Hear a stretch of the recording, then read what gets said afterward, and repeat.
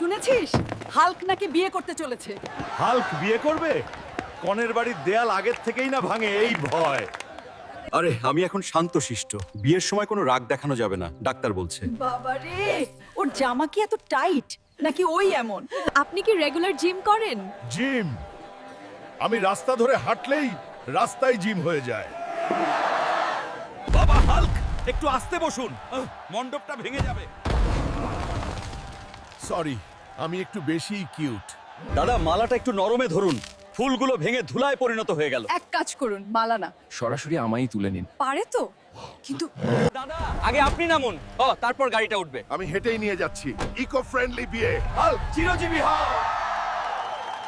রাগ করলে সবুজ হয়ে যাবেন না কিন্তু। না রে, আজকে আমি তোমার সুইট হাল্ক, তাহলে বাতিটা নিভিয়ে আসুন। বাতিটা তো আমি ধরেই ফেলে ভেঙে ফেলবো, তুমিই নিভাও।